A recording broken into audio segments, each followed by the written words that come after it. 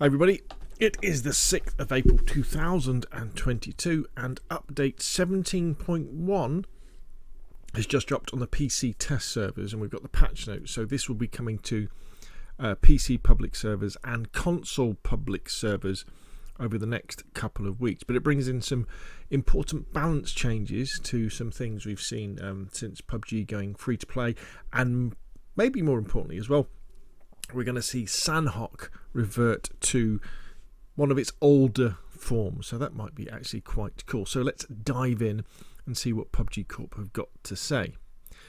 So live maintenance schedule, so PC should come on April the 13th, and for console we're looking around about April the 20th to the 21st, depending on which part of the world you're in.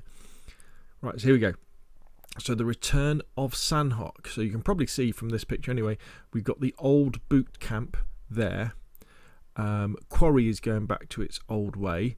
And Barn, remember there was that like funny tree thing with like the climbing frame around it? That's going back, and numerous other things. Docks is back to the way it was as well. So here we go. As you have may already heard from our 2022 dev plan, Sanhok's appearance of when it was first released, yes, with Bootcamp's lobster-shaped building, docks, ruins, quarry, and the original blue and green jungle theme, will be making its comeback this update.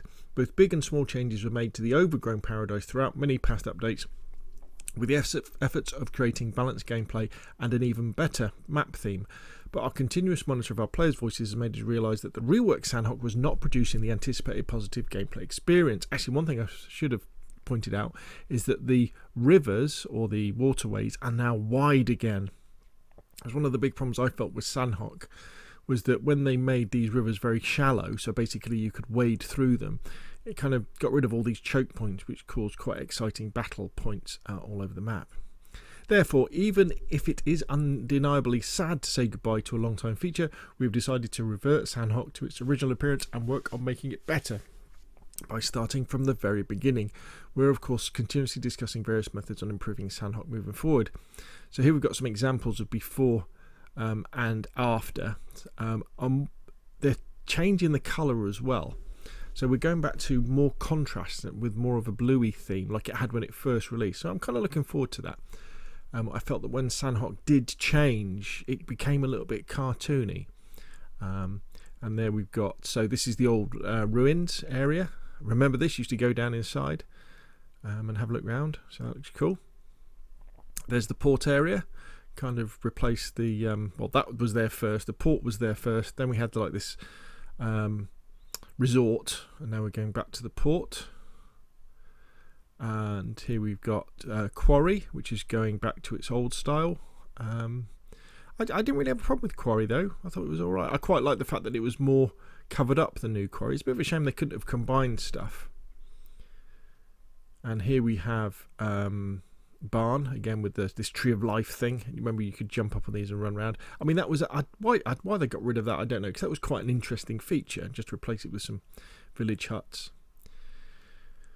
The nameless set of houses redeemed its original identity. Oh, in Barn, right. Apart from the images shown above, Mong Nai, previously airfield, will also be returning. Oh, right, Mong Nai, that was like a...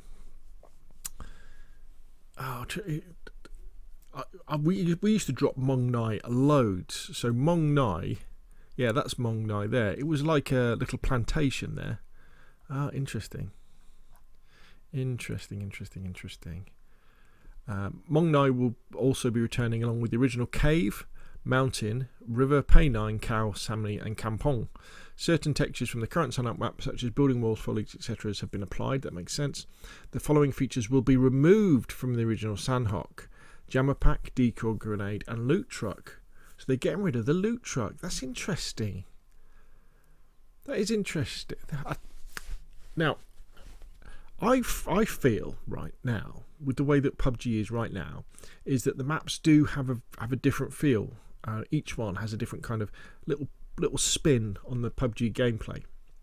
So, you know, Haven, obviously you have like the AI guards and helicopter flying around, and I think there's an armoured car, isn't there? And then you have, you know, Miramar with its sheer size, Erangel kind of being, you know, the flag bearer of the maps, and Sanhok with the loot truck running around. I thought that was that gave it a certain flavour. And then you had Karakin, which was the small, total chaos PvP map, almost like a free-for-all game of Call of Duty. So interesting they get rid of loot truck. The following items will remain: the M79, that's the smoke launcher, isn't it? The smoke grenade, the Mark 12, the Panzerfaust, and the C4. Tactical gear you'll get, and the mountain bike will get. So we're going to get a new weapon, the Ace 32.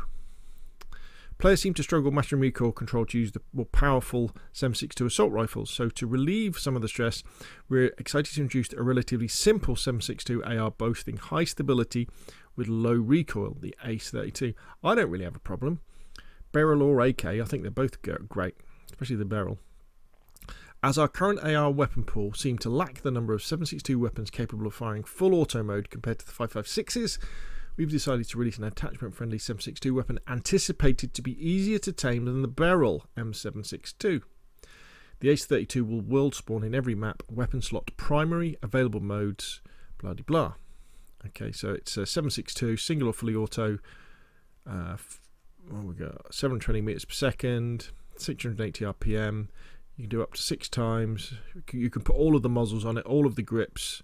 You can put the tactical stock on it. Oh, right, okay. So it may be like the M416 of 7.62s, because I guess with the 5.56s, you've got the Scar as the heavy hitter, haven't you?